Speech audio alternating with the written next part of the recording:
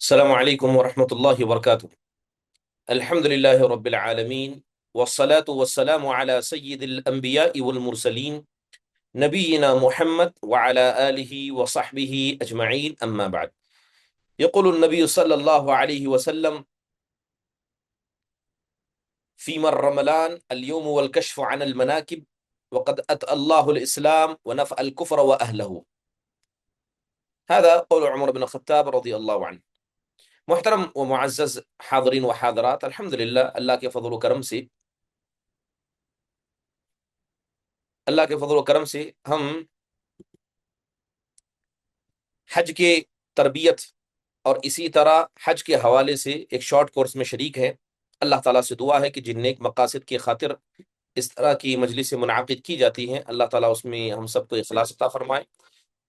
بنیادی طور پر ابھی ما قبل درس کے اندر کچھ چیزوں کی طرف اشارہ کیا گیا تھا، اور اس کے اندر بتایا گیا تھا کہ ہمیں جو احرام کی سنتیں ہیں اسے کس طرح اپنانا ہے اور کس طرح اسے اپنی زندگی میں عمل میں لانا ہے۔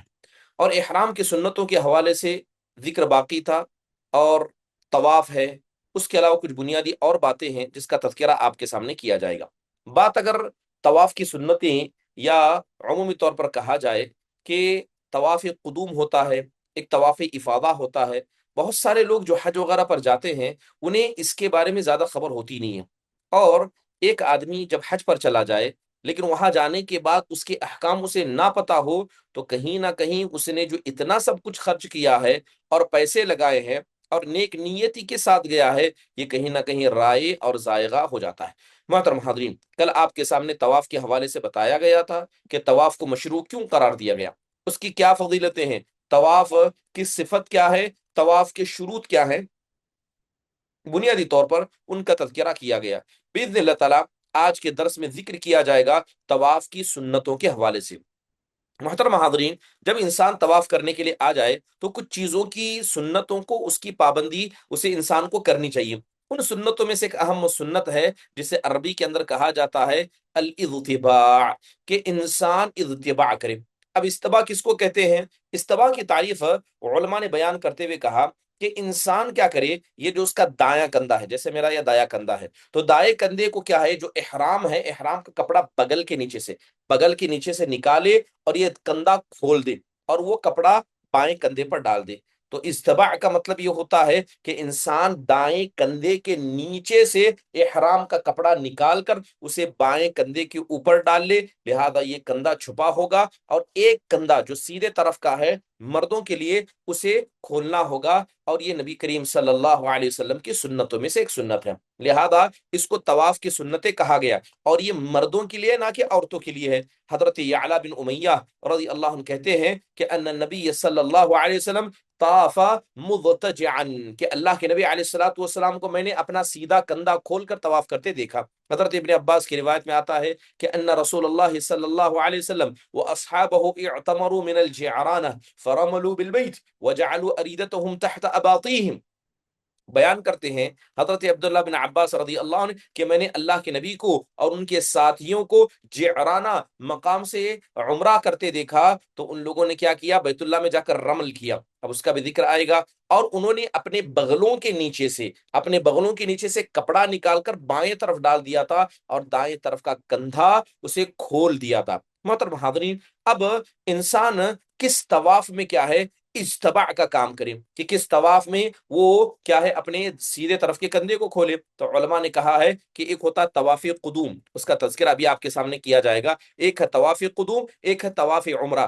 صرف انہی دو میں کیا ہے، اجتباع کرنے کو شریعت اسلامیہ نے مشروع قرار دیا۔ یعنی اگر کوئی آدمی پہلی بار مکہ تشریف لائے اور عرفہ نہ جائے بلکہ سیدھے مکہ المکرمہ کے شہر میں نازل ہو، تو گویا جس طرح مسجد میں داخل ہوتے ہم تحیت المسجد پڑھتے ہیں تو وہ طواف قدوم کرے گا، آنے کی خوشی میں اللہ کے گھر کا طواف کرے گا۔ تو طواف قدوم میں اجتباع کرنے کا حکم دیا گیا ہے، اور جب انسان عمرہ کرنے کے لیے آئے تو تب بھی انسان کو اتباع یعنی اپنے اس سیدھے کندھے کو کھولنے کا حکم دیا گیا۔ محترم حاضرین، نبی کریم صلی اللہ علیہ وسلم کی طواف کی سنتوں میں سے ایک سنت ہے الرمل۔ رمل کہتے ہیں عربی کے اندر ہرولہ، کہ انسان تھوڑا تیز چلے، نہ اتنا تیز چلے کہ دوڑنے لگ جائے، نہ اتنا تیز دوڑے کہ انسان کیا ہے پوری دوڑنے کی حالت میں آ جائے، مطلب اتنا تیز چلے کہ اس کے دونوں کندھے ہلنے لگ جائے۔ یہ جو دونوں کندھے ہیں، جب انسان تیزی سے چلتا ہے تو اس کے دونوں کندھے ہلنے لگتے ہیں، تو لہذا چلنے میں تھوڑی تیزی کرنا، اس کو شریعت اسلامی نے رمل کہا ہے، اور یہ طواف کی سنتوں میں سے ایک سنت ہے۔ اب وہ ہے کیا کہ انسان جب طواف کرنا شروع کرے تو طواف میں اپنی قدموں کو تیز چلائے، اس طریقے سے کہ دونوں کندھے ہلنے لگ جائیں، نہ وہ تیز دوڑے گا نہ بالکل آہستہ چلے گا۔ لہذا جو بھی آدمی احرام کی حالت میں ہے، محرم ہے، اس کے لیے رمل کرنا سنت ہے۔ اللہ کے نبی علیہ الصلوۃ والسلام کی حدیث میں آتا ہے، حضرت عبداللہ بن عمر کہتے ہیں کہ ان النبی صلی اللہ علیہ وسلم كان اذا طاف بالبیت، کہ اللہ کے نبی علیہ الصلوۃ والسلام جب بیت اللہ کا طواف کرتے، طاف بالبیت الطواف الاول، پہلا طواف کرتے، یخب ثلاث اطواف ویمشی اربعا، کہ شروع کے تین، جب آپ طواف کرتے ٹوٹل 7 چکر لگانے ہوتے ہیں، تو شروع کے 3 چکر میں اللہ کے نبی رمل کیا کرتے تھے۔ رمل کا مطلب کہ قدموں کو تیز کرنا، یعنی شروع کے 3 چکر تیز تیز کرنا، اس اعتبار سے کہ نہ آپ آہستہ چل رہے ہیں، نہ اس اعتبار سے کہ آپ تیز دوڑ رہے ہیں، اس کے درمیان روی۔ اور بقیہ جو 4 طواف ہوتے تھے، شروع کے 3 اللہ کے نبی تیز کرتے تھے، رمل کرتے تھے، اور بقیہ 4 کو اللہ کے نبی علیہ الصلوۃ والسلام بڑی آرام سے چل کر کیا کرتے تھے۔ تو لہذا یہ جناب محمد الرسول اللہ صلی اللہ علیہ وسلم کی سنتوں میں سے ہے۔ لہذا 3 مرتبہ رمل کرنا اور 4 مرتبہ چلنا، اس طرح 7 مرتبہ وہ آدمی اپنے طواف کو مکمل کر لیتا ہے۔ حضرت جابر بن عبداللہ رضی اللہ عنہ کی روایت ہے، وہ کہتے ہیں کہ رأیت رسول اللہ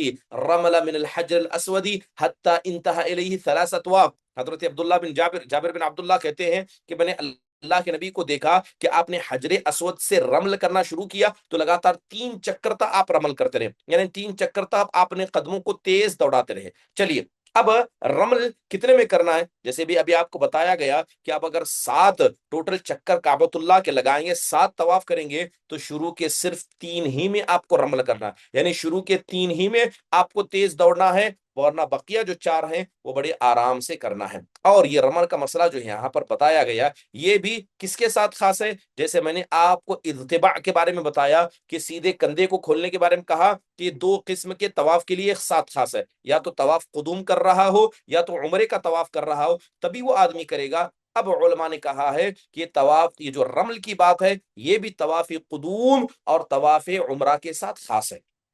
لہذا جو طواف قدوم کر رہا ہے یا عمرے کا کوئی طواف کر رہا ہے، تبھی جا کر وہ رمل کرے گا، اور نبی صلی اللہ علیہ وسلم سے یہ ثابت ہے۔ اب سوال ہے کہ جب انسان رمل کرتا ہے، شروع کے 3 طواف میں تیز دوڑتا ہے، تو کیا عورتیں بھی مردوں کے ساتھ تیز دوڑیں گی؟ اب ظاہری بات ہے کہ بہت سارے لوگ فیملیوں کے ساتھ جاتے ہیں، لہذا بیوی بچے ساتھ میں چلتے ہیں۔ اب مرد کو کہا گیا کہ سنت ہے کہ وہ تیز دوڑے، کیا عورت بھی ساتھ میں تیز دوڑے گی؟ یاد رکھیے، یہ جو رمل شروع کے 3 طواف میں تیز دوڑنے کی، یعنی تیز طواف کرنے کی بات ہے، اس کا تعلق صرف مردوں سے ہے، عورتوں کو تیز چلنا یا دوڑنے سے منع کیا گیا ہے۔ چلیے، اس کے بعد تیسری سنت جو طواف کی سنتوں میں سے ہے کہ وہ حجر اسود کا استلام کرے اور اس کو بوسہ دے۔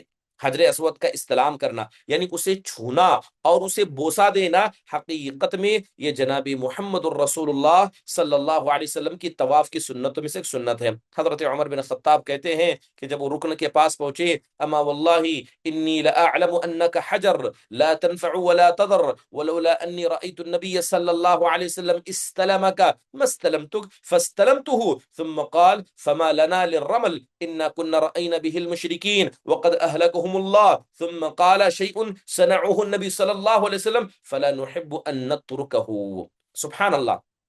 حضرت عمر بن خطاب کہتے ہیں کہ جب وہ رکن یمانی کے پاس پہنچے تو انہوں نے حجر اسود کو دیکھا اور کہا، خدا کی قسم اے حجر اسود، میں جانتا ہوں کہ تو یہ کالا پتھر ہے۔ کہا کہ تو یہ کالا پتھر ہے، نہ تو مجھے نقصان پہنچا سکتا ہے نہ تو مجھے فائدہ پہنچا سکتا ہے۔ خدا کی قسم اگر اللہ کے نبی کو میں نے تجھے استلام کرتے ہوئے نہ دیکھا ہوتا، میں کبھی تجھے استلام نہیں کرتا۔ میں تجھے اگر استلام کرتے ہوئے اللہ کے نبی کو نہ دیکھتا، میں کیا ہے استلام نہیں کرتا۔ لہذا اللہ کے نبی علیہ الصلوۃ والسلام نے کیا ہے اس بات کو دوہرا دیا، حضرت عمر بن خطاب رضی اللہ عنہ نے صاف طور پر دوہرا دیا کہ انہوں نے استلام کیوں کیا، صرف جناب محمد الرسول اللہ صلی اللہ علیہ وسلم کی سنت کی وجہ سے۔ بلکہ بات اگر رمل کی جائے، آپ دیکھیں کہ شروع کے 3 طواف میں اللہ کے نبی نے دوڑنے کا کیوں حکم دیا؟ تاکہ اس وقت مسلمانوں کی طاقت ظاہر ہو۔ ایسا نہیں ہے کہ مسلمان مدینہ چلے گئے تھے، اب بعد میں طواف کر رہے تھے، ان کے اندر کمزوری آ گئی، لیکن حضرت عمر کہتے ہیں کہ قریش کو تو اللہ نے ہلاک کر دیا، لیکن جس کام کو اللہ کے نبی نے کیا ہم اس کو کیسے چھوڑیں گے؟ لہذا وہ رمل بھی کیا کرتے۔ ایک روایت کے اندر آتا ہے کہ وہ حجر اسود کے پاس آئے، کون؟ حضرت عمر بن خطاب حجر اسود کے پاس آئے، اسے بوسا دیا، اور بوسا دے کر کہتے انی اعلم انک حجر، مجھے پتا ہے کہ تم ایک صرف پتھر ہو، لا تنفع ولا تضر، نہ تم مجھے نقصان پہنچا سکتے ہو نہ فائدہ پہنچا سکتے ہو، ولولا انی رأیت النبی یقبلک ما قبلتم، اگر اللہ کے نبی کو میں نے تجھے بوسا دے کے میں نہیں دیکھا ہوتا میں تجھے کبھی بوسا نہیں دیتا۔ تو لہذا ہم حجر اسود کو جو بوسا دیتے ہیں وہ نبی صلی اللہ علیہ وسلم کی اتباع میں دیتے ہیں، اس لیے نہیں کہ وہ پتھر برکت کا ہے، اس لیے نہیں کہ وہ ہمارے گناہوں کو چوس لیتا ہے، وہ کالا انسانوں کے گناہوں کی وجہ سے ہوا ہے اور اسے چھونے سے انسان کے گناہ جھڑ جاتے ہیں، ختم ہو جاتے ہیں۔ یہ جو لوگوں کی بدعقیدگیاں ہیں، حقیقت میں اس سے اس کو پاک کرنا چاہیے۔ چلیے، جب اتنی بات واضح ہو گئی کہ حجر اسود کا استلام کرنا یعنی ہاتھ سے چھونا اور اسے بوسا دینا یہ طواف کی سنتوں میں سے ایک سنت ہے، اس کے علاوہ نبی کریم صلی اللہ علیہ وسلم کی سنتوں میں سے جو حقیقت میں حجر اسود کے استلام اور بوسا دینے ہی کے اندر آتی ہے، وہ چیز ہے تکبیر کہنا۔ تکبیر کہنا، جب آپ حجر اسود کا حجر اسود کے پاس آئیں گے، اس کا استلام کریں گے، اگر نہیں چھو سکتے، بہت زیادہ بھیڑ ہے، تو آپ ہاتھ کا اشارہ کریں گے۔ آپ کیا کریں گے؟ ہاتھ کا اشارہ کریں گے، اور اس وقت آپ اللہ اکبر کہیں گے۔ ہاتھ کا اشارہ کر کے آپ اللہ اکبر کہیں گے، تو اللہ اکبر کہنا بھی یہ سنت کے اندر آ جاتا ہے۔ حضرت ابن عباس کہتے ہیں طاف النبی بالبیت علی بعیر، کہ میں نے اللہ کے نبی کو دیکھا کہ اونٹ پر بیٹھ کر آپ طواف کر رہے تھے، کلما اتى الرکن، جب بھی آپ رکن کے پاس آتے آپ اشارہ کرتے، یعنی حجر اسود کے پاس آتے آپ اشارہ کرتے، وکان عنده وکبر، اور کہتے کہ اللہ کے نبی زور سے اللہ اکبر کہا کرتے۔ لہذا جب آپ یا تو حجر اسود کو بوسا دیں گے، استلام کریں گے، تب اللہ اکبر کہیں گے۔ اگر بھیڑ زیادہ ہے، دور سے استلام کرنا ہے، تو صرف ہاتھ کا اشارہ کریں گے، اور ہاتھ کا اشارہ کرنے کے بعد آپ اللہ اکبر کہیں گے۔ بہت سارے لوگ ہاتھوں کو چومتے ہیں، اشارہ کرنے کے بعد ہاتھوں کو چومتے، یہ چومنا درست نہیں ہے، نبی کریم صلی اللہ علیہ وسلم سے ثابت نہیں ہے۔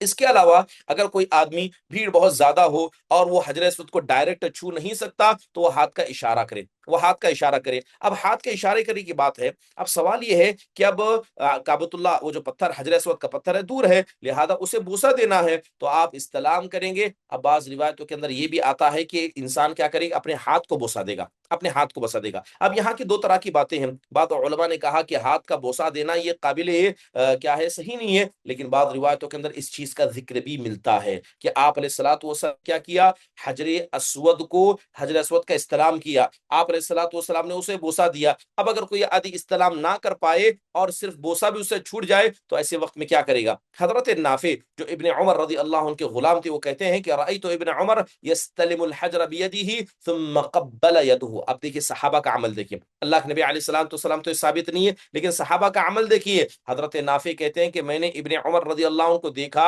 کہ انہوں نے کیا کیا؟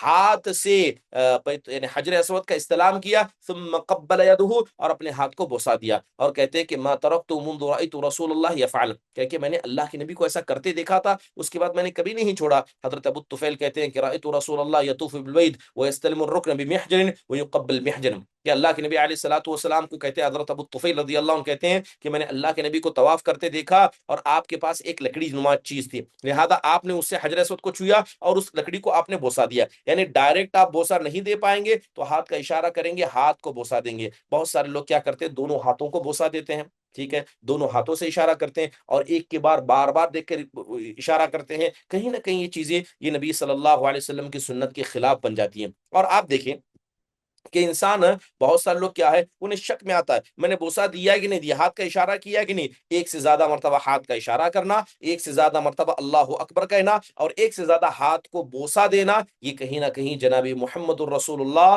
صلی اللہ علیہ وسلم کی سنتوں کے خلاف بن جاتا ہے۔ بات ہاتھ کو بوسے دینے کی جائے، صرف ایک ہی مرتبہ دیا جائے گا، اگر وہ اس کو نہ چھو پائے تو بار بار دینا اور اس کے علاوہ شک کی بنیاد پر دینا کہیں نہ کہیں یہ جناب محمد الرسول اللہ صلی اللہ علیہ وسلم کی سنتوں کے خلاف ہوتا ہے۔ تو ہمیں کیا پتا چلا کہ انسان اگر حجر اسود کا استلام براہ راست نہ کر پائے اور اسے بوسہ نہ دے پائے تو اس کو چاہیے کہ وہ دور سے اشارے سے اس کا استلام کرے اور اپنے ہاتھ کو بوسہ دے۔ اور اگر کوئی آدمی، جیسے کہا گیا کہ وہ ہاتھ کو بوسہ دینے کی بات ہے، اگر کوئی آدمی اشارہ کرتا ہے، ٹھیک ہے، وہ اشارہ کرتا ہے اپنے ہاتھ سے اور بغیر یعنی ہاتھ کو بوسہ دیے ہوئے، تب بھی اس میں کوئی حرج کی بات نہیں ہے، تب بھی اس میں کوئی حرج کی بات نہیں ہے۔ دونوں طرح کی معاملات نبی کریم صلی اللہ علیہ وسلم سے ثابت ہے، تو انسان جو ایسر ہو اس کو انجام دے سکتا ہے۔ اب یہاں پر جو ہاتھ کو بوسہ دینے کی بات میں نے کہی، چلیے بھی اس کی تفصیل کو آگے میں بتاؤں گا کہ رہا مسئلہ نبی کریم صلی اللہ علیہ وسلم کی سنتوں میں سے ہے رکن یمانی کا استلام کرنا۔ جب آپ کعبۃ اللہ کے پاس جائیں گے تو جہاں حجر اسود رکھا گیا ٹھیک اس سے پہلے جو حجر اسود جہاں جس کونے میں رکھا گیا ٹھیک اس سے پہلے کعبۃ اللہ کے ایک کونے میں رکن یمانی ہے۔ رکن یمانی وہاں اتنا ہی کعبہ کا کیا ہے پردہ ہٹا دیا گیا ہوتا ہے، لوگ اس کا بھی استلام کرتے ہیں، لہذا اسے مستحب قرار دیا گیا ہے۔ رکن یمانی کا استلام کرنا اسے مستحب قرار دیا گیا ہے، لہذا انسان وہاں جا کر کیا کرے گا کہ رکن یمانی کا استلام ہاتھ سے چھوئے گا، نہ بوسہ دے گا، اور اگر کوئی آدمی اپنے ہاتھ سے دور سے اشارہ کرے تو نہ اپنے ہاتھ کو بوسہ دے گا۔ نبی کریم صلی اللہ علیہ وسلم کی سنت میں سے یہی سنت ثابت ہے۔ حضرت ابن عمر کہتے ہیں کہ ما ترکت استلام هذين الركنيين اليمان والحجر منذ رأيت رسول اللہ يستلمهما في الشدة والرخاء۔ حضرت ابن عمر کہتے ہیں کہ میں نے اللہ کے نبی کو ان دونوں رکن کو، ان دونوں کونے کو، کعبہ کے ان دونوں کونے کو استلام کرتے دیکھا، اور جب سے میں نے دیکھا میں برابر اس کام کو کرتا ہوں، چاہے اب تکلیف کی حالت میں ہوں، آسانی کی حالت میں ہوں،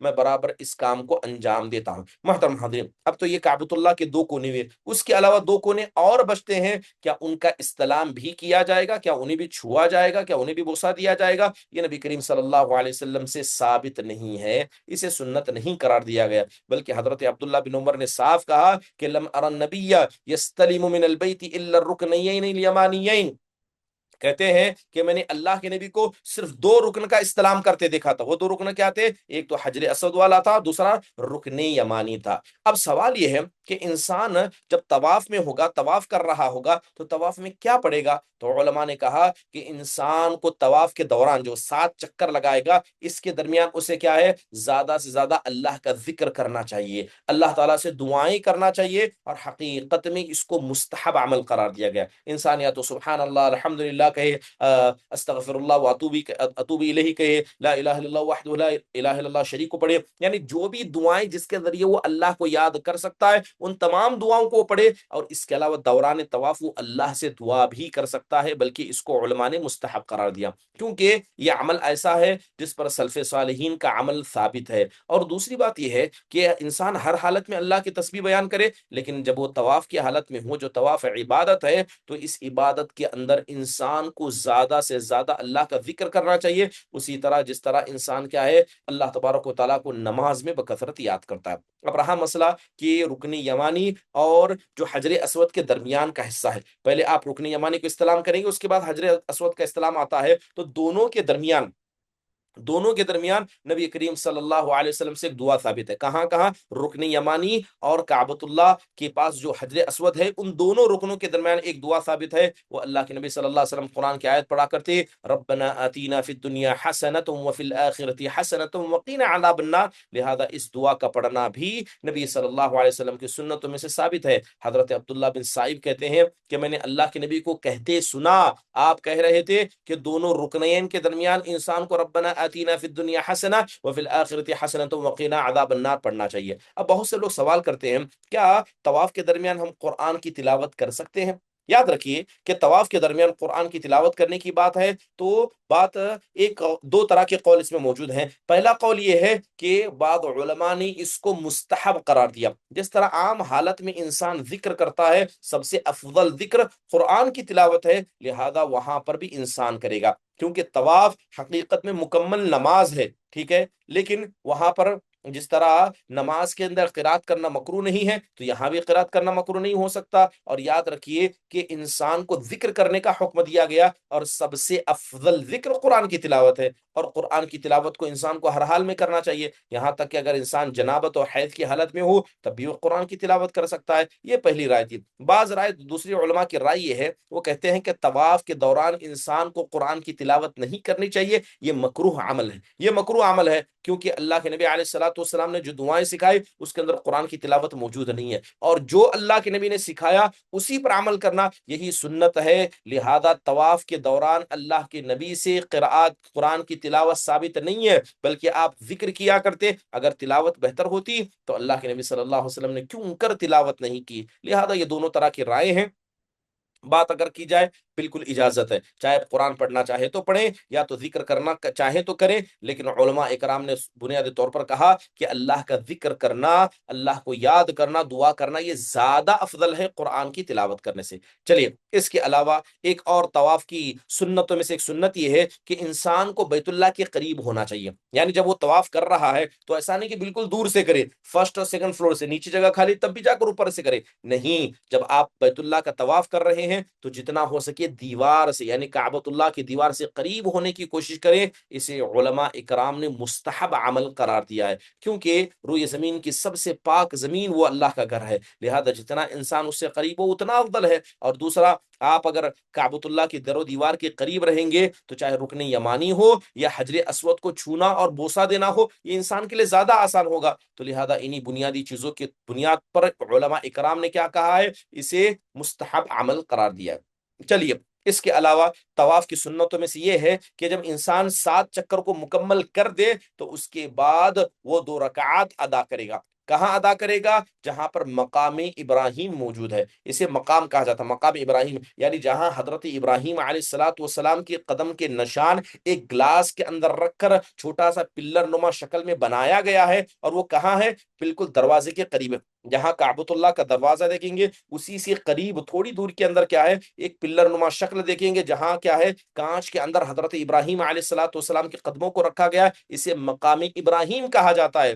تو جیسے انسان 7 طواف مکمل کر لے گا وہ کیا کرے گا، وہ جائے گا، وہ مقام ابراہیم کے پیچھے جا کر 2 رکعت نماز کو ادا کرے گا. اور علماء اکرام نے اس کو سنت مؤکدہ قرار دیا. یہ عام سنت اور مستحب اعمال میں سے نہیں ہے، بلکہ یہ سنت مؤکدہ ہے، اس کی تاکید کی گئی ہے. جیسے قرآن میں بھی اللہ نے اس کا ذکر کیا، اللہ نے کہا وَاتَّخِذُوا مِن مَقَامِ إِبْرَاهِيمَ مُصَلَّىٰ، کہ تم مقام ابراہیم کو مصلی بناؤ، وہاں نماز ادا کیا کرو. حضرت جابر رضی اللہ عنہ جب انہوں نے اللہ کے نبی علیہ الصلوۃ والسلام کی حج کی صفت بیان کی تو انہوں نے کہا کہ حتی اذا اتینا البیت معه، کہ جب اللہ کے نبی علیہ الصلوۃ والسلام کے ساتھ ہم بیت اللہ کے پاس آئے، استلم الرکن، تو آپ نے کیا کیا، آپ نے حجر اسود کا استلام کیا.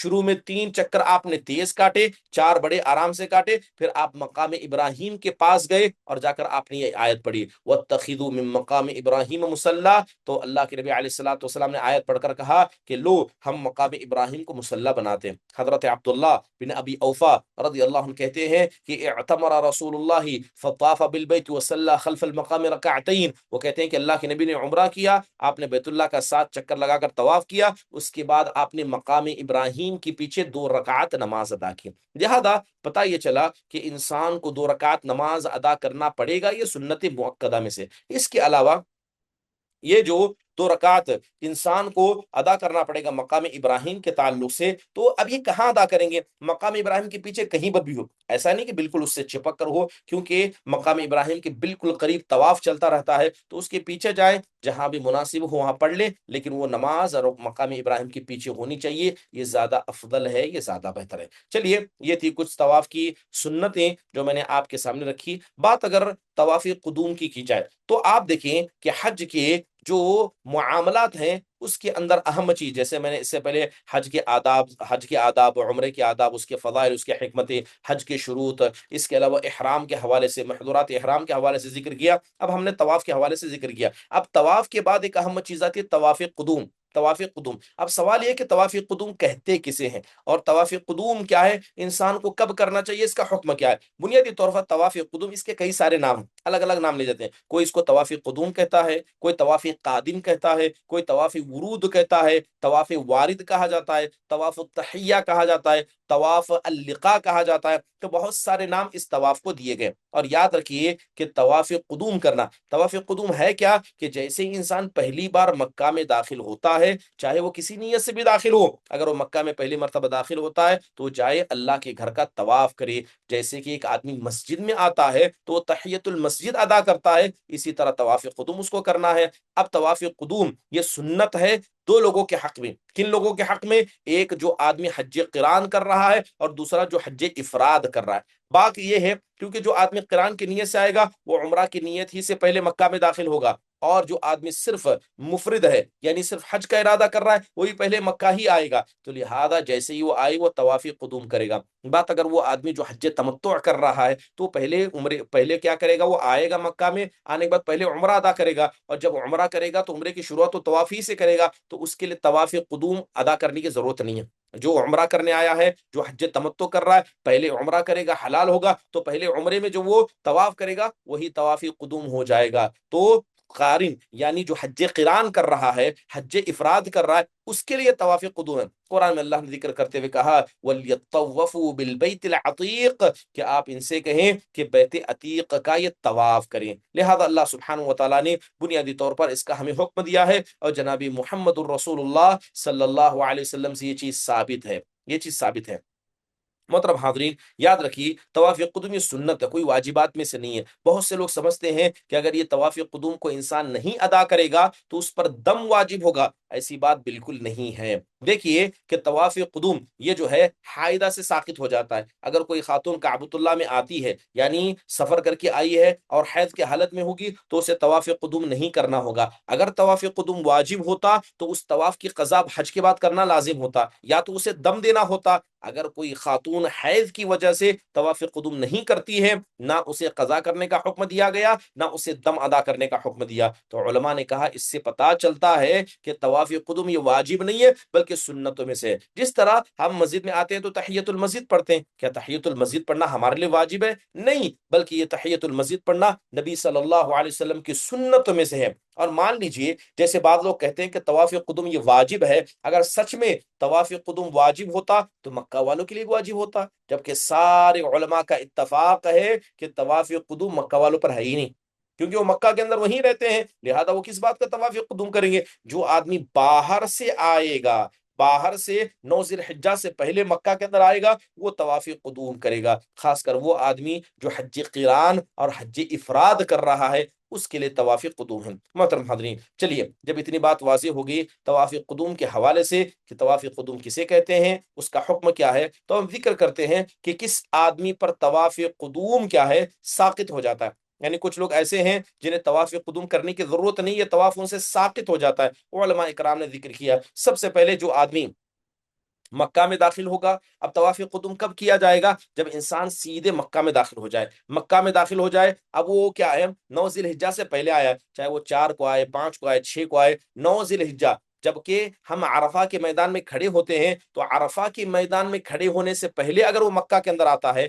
حج قران و حج افراد کر رہا ہے، تو اس پر کیا ہے طواف قدوم ہے. مکہ میں داخل ہونے کے بعد جائے اللہ تبارک و تعالیٰ کے گھر کا 7 مرتبہ طواف کر لے. محترم حاضرین، اب یہ طواف قدوم ختم کب ہوگا؟ جیسے ہی سارے حاجی عرفہ کے میدان میں پہنچ جائیں گے طواف قدوم اس کے بعد نہیں ہے. طواف قدوم اس کے بعد نہیں ہے. مان لیجیے اگر کوئی آدمی سیدھے عرفہ پہنچا، یہ مکہ کے اندر انٹر نہیں کیا، سیدھے عرفہ پہنچا، اس پر بھی طواف قدوم نہیں ہے. تو طواف قدوم یہ پہلی مرتبہ مکہ میں آنے والے کے لیے ہوتا ہے، اور عرفہ میں جب حاجی پہنچیں گے اس وقت تک ہے. جیسے عرفہ میں حاجی پہنچ جائے طواف قدوم اس کے بعد نہیں ہوتا ہے. کس پر طواف قدوم ساقط ہے؟ یعنی وہ کون سے 4 قسم کے افراد ہیں جن سے طواف قدوم کو ساقط کر دیا گیا، شریعت نے ان پر کوئی حکم نہیں لگا. سب سے پہلے اگر کوئی خاتون حائضہ ہے یا اسے نفاس کا خون آ رہا ہے، حائضہ ہے یا نفسا ہے اور اس کا خون عرفہ کے وقت تک برابر جاری ہے، عرفہ کے وقت تک جاری ہے، تو لہذا اس پر کیا ہے طواف قدوم نہیں ہے، اس پہ طواف قدوم ساقط ہو جاتا ہے. محترم حاضرین، اس کے علاوہ وہ آدمی جو مکہ والا ہے اس پر بھی کوئی طواف قدوم نہیں ہے. اس کے علاوہ تیسرا وہ آدمی جس پر طواف قدوم نہیں ہے وہ حاجی جو حج تمتع کر رہا ہے. حج تمتع کر رہا ہے کیونکہ وہ پہلے وقت سے پہلے مکہ کے اندر آ گیا, اس نے عمرہ ادا کر دیا, اپنے آپ کو حلال کیا, کپڑا اتار دیا, اب وہ پھر 8 ذی الحجہ کو دوبارہ احرام باندھے گا حج کے لیے. تو حج تمتع کرنے والے کے لیے بھی طواف قدوم نہیں ہے. تو 3 قسم کے لوگ ہیں, حائضہ اور نفسا ہو گئے, اہل مکہ ہو گئے, اور تیسرا حج تمتع کرنے والا. اور چوتھا آدمی جس پر طواف قدوم نہیں ہے وہ آدمی جو سیدھے 9 ذی الحجہ کو سیدھا عرفہ پہنچ جائے. 9 ذی الحجہ یہ حج کا سب سے پہلا دن ہوتا ہے اور حج کا سب سے اہم دن ہوتا ہے. لہذا جو آدمی ڈائریکٹ عرفہ پہنچ جائے اس پر بھی طواف قدوم نہیں ہے, اس پر بھی طواف قدوم ساقط ہو جاتا ہے. یہ کچھ بنیادی باتیں تھی جو طواف قدوم کے حوالے سے میں نے آپ کے سامنے رکھی. انشاءاللہ تعالی آئندہ آنے والے درس کے اندر ذکر کیا جائے گا صفا مروہ کے درمیان سعی کرنا, اور جیسے ہی یہ سعی کا معاملہ ختم ہو جائے پھر 8 ذی الحجہ کو انسان کیا کرے گا, 9 ذی الحجہ کو انسان کیا کرے گا, 10 ذی الحجہ کو کیا کرے گا. سارے اعمال جو حج کے ہیں میں ایک ایک بات ترتیب کے ساتھ آپ کے سامنے ذکر کروں گا. لہذا عرفہ کا ذکر ہوگا, مزدلفہ میں سونے کا ذکر ہوگا, یوم النحر عید کے دن کیا کیا کرنا اس کا ذکر ہوگا, پھر جو 3 دن انسان کو مینا میں رہنا ہے, رمی جمرات کرنا جیسے ایام میں تشریق کرتے ہیں اس میں کیا کرنا اس کا تذکرہ ہوگا, طواف وداع کیسے کرنا اس کا تذکرہ ہوگا, اور حج میں کیا کوئی آدمی نیابت کر سکتا ہے اس کا ذکر ہوگا, حج کے اندر کوئی کسی سے کچھ چھوٹ گیا کیسے اس کو مکمل کرے. انشاءاللہ تعالی ان تمام چیدہ چیزوں کا آنے والی مجلس میں ذکر کیا جائے گا. اللہ تعالیٰ سے دعا ہے کہ اللہ تبارک و تعالیٰ ہماری اس اٹھنے بیٹھنے کو قبول فرمائے. جزاکم اللہ خیر واحسن اللہ علیکم. اگر کسی کو کوئی سوال ہو تو مختصر انداز سے پوچھ لیں. السلام علیکم ورحمۃ اللہ وبرکاتہ. وعلیکم السلام آپ ورحمۃ نے اللہ وبرکاتہ. بتایا تھا کہ مطلب جب حج کرنے جاتے تھے وہاں پہ ہسبینڈ اینڈ وائف مباشرت نہیں کر سکتے. ہماری ایک فرینڈ ہے وہ حج کرنے گئی تھی لاسٹ ایئر, تو ان کے ہسبینڈ کو کسی مولانا نے بولے تھے صرف 3 دن تک نہیں کر سکتے باقی کر سکتے, تو پھر کیسے ان کو دلیل سے سمجھائیں؟ دیکھیے جہاں تک حج کا مسئلہ ہے اس کے حوالے سے یہ بات واضح طور پر رکھی گئی ہے کہ مباشرت سے منع کیا گیا جب تک انسان کیا کہ احرام اس کا اتر نہیں جاتا. ٹھیک ہے, جب کوئی شخص حج یا عمرے کے لیے احرام باندھ دیتا ہے تو اس پر چند چیزیں حرام ہو جاتی ہیں, اور یہ حرام ایسا ویسا نہیں. مباشرت جسے ہم جماع کہتے ہیں وہ حرام ہے, شہوت کے ساتھ بوسہ دینا یا اپنی بیوی کو چھونا یہ حرام ہے, نکاح کرنا یا کروانا یہ حرام ہے. یہ پابندی احرام, بلکہ یوں سمجھے کہ یہ پابندی احرام باندھنے سے لے کر احرام کھولنے تک ہے. ٹھیک ہے, نہ کہ صرف 3 دن کے لیے. قرآن میں اللہ نے کیا کہا, فلا رفث ولا فسوق ولا جدال فی الحج, کہ یہاں جو لفظ رفث کا ذکر ہے اس سے مراد بیوی سے جنسی تعلقات قائم کرنا یا اس کی باتیں کرنا. تو لہذا نہ جنسی تعلقات قائم کرے گا نہ اس طرح کی باتیں کرے گا, تو یہ دونوں چیزیں منع ہیں.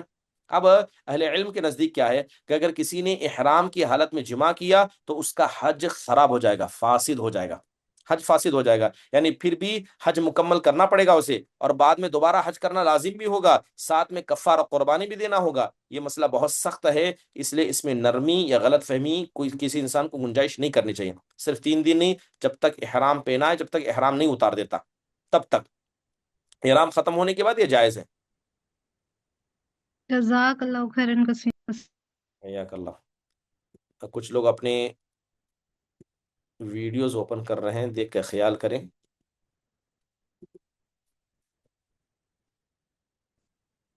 شبنم.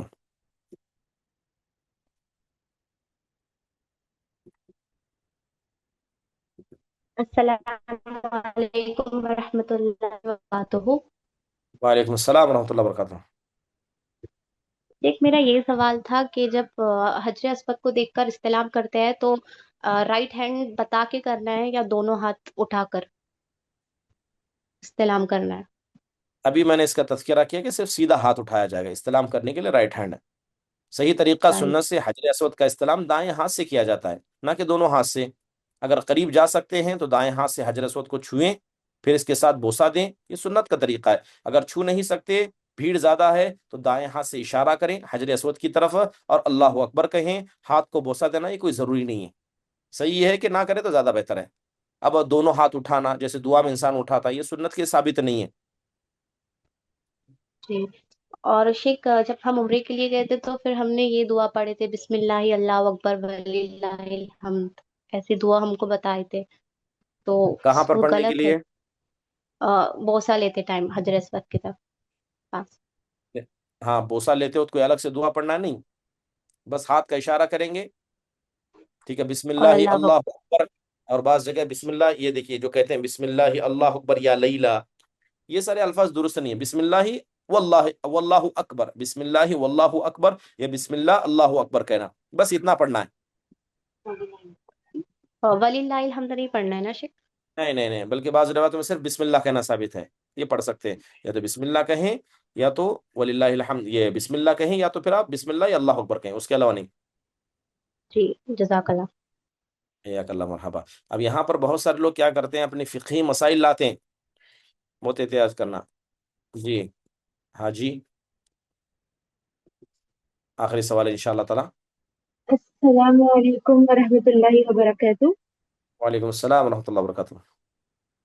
مجھے پوچھنا تھا کہ جو حج میں عورتیں جاتی ہیں، جو حیض ہوتا ہے، تو اس کے لیے بہت سارے میڈیسن دوائیاں بھی مطلب مارکیٹ میں ملتا ہے، تو اسے خریدنا کھانا زیادہ صحیح ہے، لیکن میں نے سنا ہے کہ اس سے سائیڈ افیکٹ ہو جاتا ہے، جیسے کہ سر چکرانا یہ سب ہو سکتا ہے، تو وہ کھانا ہے یا پھر مطلب اگر نہیں کھائیں گے تو پھر اگر طواف زیارت کے وقت اگر حیض ہو جائے تو پھر کیا کریں گے؟